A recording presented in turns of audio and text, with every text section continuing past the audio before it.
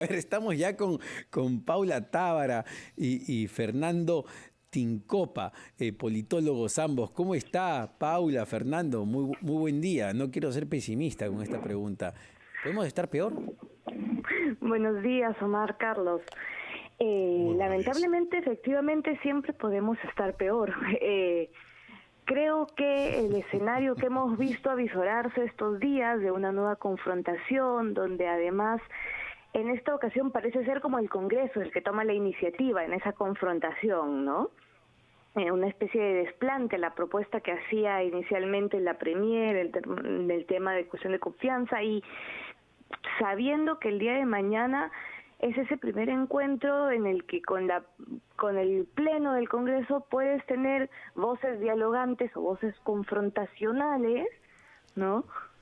Siempre podemos encontrarnos en un escenario, por tanto, lamentablemente, de aún mayor conflicto, de más amenazas, ¿no? Con congresistas que están hablando ya de una vacancia, y esta oración de los canales democráticos, lamentablemente, creo que puede ir a una más si no se encuentra de una vez. Si alguien no dice basta, vamos a tomar de una vez un respiro y a tratar de hacer las cosas distinto, sí podríamos encontrarnos en escenarios de más confrontación, en intentos de vacancias, en confrontaciones entre las bancadas, ¿no? El día de mañana va a interesar mucho saber también qué dice la parte de Perú Libre, que no está cercana al actual gabinete, y eso nos va a ir mostrando el tono hacia el que podemos esperar ir en las próximas semanas, ¿no?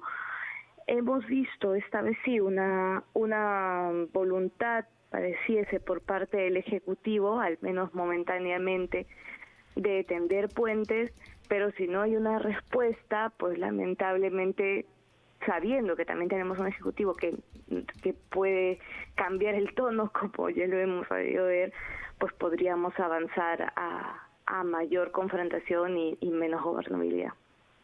Sí, efectivamente, el escenario aparentemente ya lo conocemos, las posibilidades de lo que pueda suceder también se han analizado en más de una oportunidad, y en ese sentido, Fernando, ¿cómo cree usted que debe plantear su exposición la presidenta del Consejo de Ministros? ¿Un discurso informativo, persuasivo, más emocional? ¿Cuáles deberían ser las características de esta exposición? Yo creo que la Premier parte ya de una posición, digamos, más ventajosa que sus predecesores, porque tiene un componente que la hace menos propensa a hostilidades de parte de las bancadas. Y si ella mantiene el discurso con el que ha venido, digamos, negociando con ellas, es probable que, dado como están las condiciones, las 7 de las 9 bancadas que ya han sostenido al menos predisposición para votar por el voto de confianza, se lo terminan otorgando. Lo que también nos puede señalar es que, curiosamente, yo creería que el nivel de confrontación para este caso en particular no va a ser o no va a girar en torno al voto de confianza. Creería que hay mayor predisposición para el voto de confianza, pero sí para concentrar hostilidades particulares hacia algunos ministerios, hacia propuestas de política pública en particular y cosas por el estilo. Eso puede hacernos pensar que, por ejemplo, a diferencia de otros votos de confianza, aquí no se han mostrado rechazos explícitos o públicos anticipados, anticipando la negación. Entonces, ese puede ser un buen punto de partida, creería yo. Ahora, se alista el Congreso de la República para vacar al presidente Pedro Castillo, luego de lo aprobado en torno a la cuestión de confianza, como sugieren algunas publicaciones. En particular, el día viernes la revista Hilbrand en sus 13 muy claramente hablaba ya de que entró en marcha el proceso de vacancia, o es más una respuesta que ha tenido en términos políticos, hablando, no constitucionales, del Congreso a las amenazas que venían de parte de ciertos voceros del gobierno o de la bancada de gobierno. Paula. Creo que todavía por ahora estamos más bien en reconocer unas intenciones de vacancia que sabíamos que había por parte de algunas fuerzas políticas desde incluso antes de las juramentaciones, ¿no?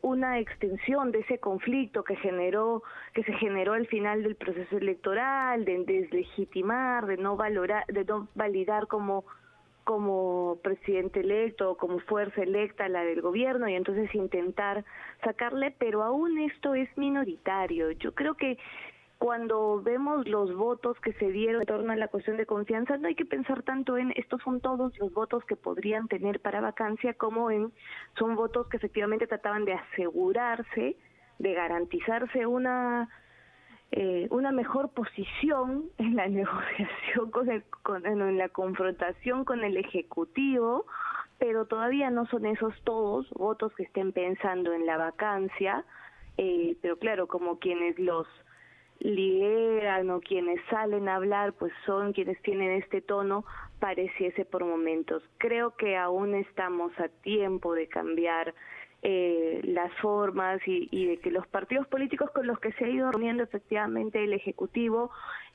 puedan ayudar al menos a que esas amenazas queden solo en eso, ¿no? ¿Y usted qué opina, Fernando? ¿El Congreso ya tiene, o los congresistas en todo caso, ya tienen una respuesta predeterminada o va a depender mucho del discurso, de los temas que se aborde, de la forma, cómo se construya el discurso para finalmente decidir su voto? Respecto a la vacancia, yo creo que el escenario requiere de algunos prerequisitos, digamos, en el escalamiento que de momento no están activados. Y si se activan, pues todavía parecen no haber dado las señales de ese camino. Al margen de la intención, yo creería que el proceso de vacancia tiene un componente, digamos, de pérdida bastante grande, tanto para el que lo propone como para el que lo recibe. En ese sentido, es probable que el momento en el que se dé sea un momento de alineamiento completo de todas las fuerzas políticas sobre ese punto. Porque proponer una vacancia implica algo así como no la vuelta atrás, y cualquiera que lo haga debería tener más o menos como las condiciones aseguradas de que todas aquellas bancadas que han decidido o apostado por la vacancia al final no terminen yéndose hacia atrás. Y experiencias como esa ya la hemos tenido antes. Yo creería que el Congreso está haciendo el trabajo, digamos, de primero blindarse a sí mismo con reformas como la reforma a la cuestión de confianza, para luego, si es que lo hace en algún momento, a futuro, particularmente me parece más a largo plazo, si es que esa posibilidad existe, proponer escalamientos de conflicto que puedan llegar a cuestiones como discutir sobre la vacancia presidencial. De momento no me parece el escenario en el corto plazo. Paula, Fernando, por favor, les pedimos que nos esperen unos instantes. Tenemos que escuchar a nuestros anunciantes, pero venimos para seguir analizando la coyuntura política y, a ver, más allá del voto de confianza, ¿cuáles son los grandes retos que tiene el gabinete de Mirta Vázquez y más allá del propio Congreso de la República, ¿no? Los retos del propio presidente de la República. Venimos con eso. 8:18 de la mañana, estamos conversando con Paula Tábara y Fernando Tincopa sobre la coyuntura política siempre complicada en nuestro país. El día de mañana Mirta Vázquez, la presidenta del Consejo de Ministros, va al Congreso de la República a solicitar el voto de confianza. Bueno, hay bancadas que ya han adelantado, han dicho que no le van a dar. Y a ver, pero me gustaría centrarme, Paula, en la bancada de gobierno, ¿no? En la bancada de Perú Libre, que ha reflejado en los últimos días, en principio, un quiebre, y cuando se nombra el gabinete de Mirta Vázquez, pues lo primero que escuchamos del señor Valdemar Cerrón es salir muy molesto, aireado él, a decir que esto representa o significa una traición al pueblo peruano, la designación de Mirta Vázquez. Conforme han pasado los días, el discurso ha ido variando un poco. Han dicho que ahora lo van a pensar. ¿Cómo interpretamos esto en el sentido de que todo gobierno necesita una bancada en el Parlamento para, de alguna manera, protegerse? Bueno, mira, lo primero que se puede decir es que finalmente, a pesar de que la respuesta inicial fue negativa, 17 de los miembros de la bancada de Perú Libre se reunieron con la Premier, ¿no? Y eso da una idea de también la fuerza que estas palabras que expresó el dirigente del partido puede tener en términos orgánicos generales, pues en realidad cómo estaría dividida o repartida esa bancada si es que en algún momento se fracciona, parece ser casi que mitad y mitad. Y esto es positivo para el presidente Castillo en tanto le garantiza al menos tener una parte de esa bancada cercana a él, aunque siempre perder votos es negativo para un ejecutivo, ¿no? Es decir, perder una parte. Pero sí creo que lo que estamos viendo, lo que no estamos viendo, pero está ocurriendo, es un proceso de negociación interna dentro del partido de gobierno respecto de saber ambos grupos, ambas facciones, que juntos tienen mejores posibilidades en general de levantar determinados proyectos que puedan tener en común, de mantener presidencias del Congreso en próximas legislaturas. Entonces, probablemente, a pesar de las diferencias que se hayan marcado, podamos ir viendo aún espacios de negociación, de conjunción entre ambas fuerzas. Sería, creo, probablemente una vuelta atrás histórica muy enseguecida, que la izquierda se partiera nuevamente, ¿no? Sabiendo que ahora mismo están en el gobierno y que tienen más bien posibilidades de actuación o de gestión en las que conjuntamente les puede ir mejor. Pero para eso hay que dejar de lado un conjunto de egos y de conflictos más marcados por las formas que por los fondos, porque creo que no hay que olvidar que el presidente Castillo no ha elegido un premier de centro, sigue siendo sigue siendo un gabinete de izquierda, sigue siendo una apuesta por cumplir con su electorado, ¿no? Y seamos bastante claros, si te lo pregunto, Fernando, ¿esto es más una pataleta del señor Vladimir Cerrón? Es decir, de sentir que está perdiendo cuotas de poder, de sentir que no puede dominar al presidente como él esperaba? Supongo que uno podría denominar eso de esa manera, o también, digamos, entender al personaje político en su concepción.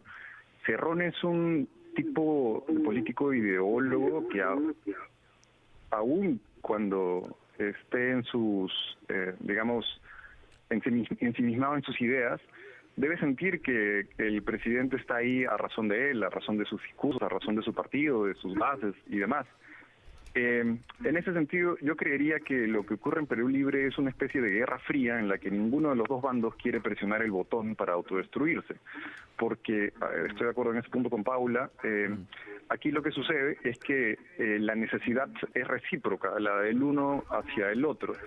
Y lo que hemos visto en las últimas semanas es que las fuerzas cercanas a Castillo se han equiparado en un nivel bastante decente. Solo como ejemplo, por ejemplo, al inicio del gobierno, aquellos que tenían una inclinación explícitamente más favorable a Vladimir Cerrón, dividían la bancada entre 18, 10 y 8 personas que tenían posiciones ambiguas. Ahora, las posiciones ambiguas han pasado a ser las minoritarias y prácticamente todos los miembros de la bancada han tomado posición, digamos, más cercana a uno o a otro. Y esto nos evidencia un equilibrio de fuerzas, digamos, a la interna, que desincentiva tanto para el ala cerronista una ruptura o una expulsión de gran parte de los miembros más cercanos al presidente, y también, de momento, desincentiva la división del otro lado, porque crear una bancada, crear un nuevo partido, tener las condiciones en las que uno pueda negociar con, digamos, las fuerzas opositoras de manera dividida, es una desventaja, digamos, estratégica, que no están dispuestos a ceder. Así que yo creo que lo que está haciendo Cerrón es, en la manera en la que él piensa, esperar el momento adecuado y las condiciones adecuadas para, digamos, tener un quiebre explícito hacia el presidente y pasarse, si es que eso ocurre, al lado de la oposición. Ahora, y ese es un punto muy preocupante, ¿no? Justamente en qué momento se puede o se podría dar este quiebre y cuán condicionado está el propio presidente Pedro Castillo. Y ahí me lleva a una reflexión mayor, Paula. ¿Cuánto margen de gobierno, ¿no?, tiene el presidente? ¿Cuánto margen para presentar proyectos, reformas importantes en determinadas áreas tiene, cuando en principio no tiene ni asegurados los votos de su propia bancada?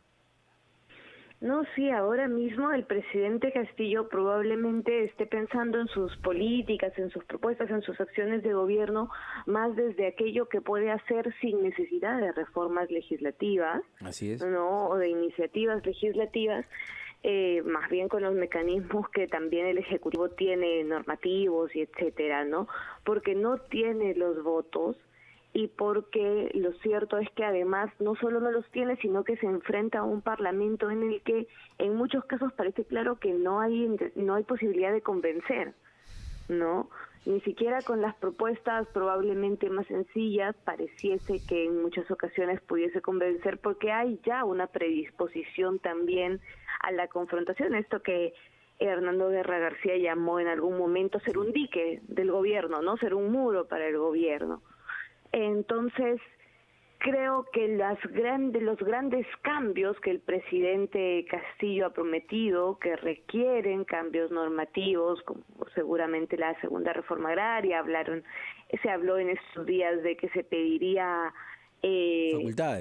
facultades en temas tributarios, por ejemplo, pues son temas que le va a ser difícil llevar a cabo, y ahí se va a encontrar con un escollo particular, y es que él ha prometido grandes cambios a ese electorado, ¿no? Y a esa ciudadanía que le ha apoyado y le sigue apoyando.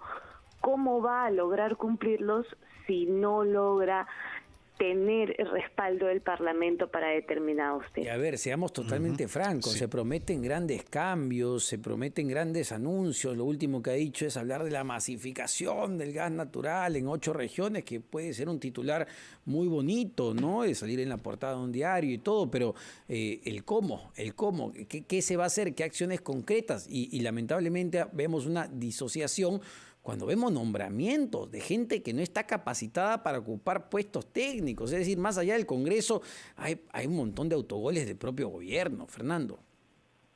Sí, aquí el presidente entra en una disyuntiva bien interesante, porque en aras de, digamos, comprometerse a realizar esas propuestas que se hizo en campaña, de la manera en la que se hizo en campaña, uno entendería que o existe coordinación con su nueva premier para la implementación de estas políticas, o el presidente digamos se modera y parece dejarlas de lado por digamos, no sé, apelar más a una gestión eficiente del Estado, de políticas públicas o de cosas puntuales. Pero uno ve en la evidencia de que este no parece ser el caso, a pesar de que, por ejemplo, la renegociación del contrato de gas parecía ser una propuesta, digamos, exclusiva de Bellido. El presidente ha sido recientemente explícito en que ese va a ser un tema que se va a retomar. Y de la misma manera, por ejemplo, las políticas sectoriales de cada sector tienen un componente de, digamos, radicalismo, si uno quiere verlo, de las gestiones anteriores, como la de Maraví en el Ministerio de Trabajo con sus 19 propuestas, que aun cuando el perfil de la nueva ministra Betsy Chávez sea más moderado en términos generales, hay explícitamente también una opinión favorable a seguir esas mismas propuestas en el sector. Y de la misma manera uno se podría pensar que quizás el rol de la Premier no vaya a ser disuasivo de esas propuestas, sino la moderación sea quizás eminentemente, digamos, más discursiva que programática. Y en ese sentido, uno podría pensar que Perú Libre aún tiene muchas formas de encontrar en el gobierno un alineamiento programático a implementar las propuestas que se lanzaron en un primer momento, no solo reforma agraria, sino asamblea constituyente y renegociación del gas y un mayor, digamos, un intervencionismo del Estado en la economía, lo cual es parte riesgoso. Sí, Paula, hay un protagonista acá que muchas veces aparentemente se encuentra en una condición pasiva o que los políticos no lo tienen en cuenta, pero que puede ser determinante. Me refiero a la opinión pública, a la ciudadanía. ¿Qué expectativas crees tú que tienen los ciudadanos, la opinión pública, respecto a la presentación de la Premier en el Congreso de la República? Yo creo que en general hay una expectativa positiva con respecto a un ejecutivo distinto, dialogante, a formas distintas, que estoy convencida además de que será lo que veremos mañana, porque como bien decía Fernando, este es un cambio en el gabinete principalmente en tono discursivo, ¿no? En la forma en la que se relaciona con el legislativo, más que un cambio de políticas, ¿no? Un giro, como se ha querido plantear o como lo puedan sentir determinadas fuerzas, ¿no? Entonces, creo que la ciudadanía está esperando o expectante a ver si también ese guante es recibido, es decir, si ante la vocación, el discurso del diálogo, también eso es lo que se encuentra del Congreso, ¿no? No hay no pareciese que fuese a haber grandes sorpresas en términos de votaciones, pudiendo equivocarme, en este país todo cambia tan rápido, pero al menos creo que la expectativa está también puesta en que este momento permita avanzar, ¿no? Volver a dejar de lado al menos esta confrontación puntual, porque el tema de la cuestión de confianza y las vacancias seguirá seguramente como parte de las tensiones, pero al menos poder pasar esta primera página y empezar a ver la gestión de gobierno de los ministerios, ¿no? Igual hay una expectativa, creo, en que se resuelvan los temas de algunos ministerios específicos que generan ruido, y de algunas direcciones como la de salud que generan ruido, pero principalmente creo que lo que está esperando la ciudadanía es que pasemos este conjunto de conflicto permanente de gabinete ejecutivo para tratar de resolver temas, ¿no? Cada vez suena con más fuerza que hay que plantearse el retorno a las clases, que cómo vamos a terminar las vacunaciones o si se va a avanzar con los menores este año. La población en realidad está muy pendiente también del tema de la economía, el empleo. Entonces necesitamos empezar a pasar esa página para empezar a cumplir con esa ciudadanía, ¿no? Perfecto, Paula, muchísimas gracias. También Fernando por este análisis. Vamos a ver qué es lo que sucede el día de mañana. Más allá, insisto, del voto de confianza, pues los retos para este gobierno son tremendos. Muchas gracias nuevamente para ambos. Muchas gracias. Gracias. 8:32 de la mañana, tenemos que escuchar los titulares de la media hora, pero venimos con más aquí en la rotativa, en la ampliación de noticias.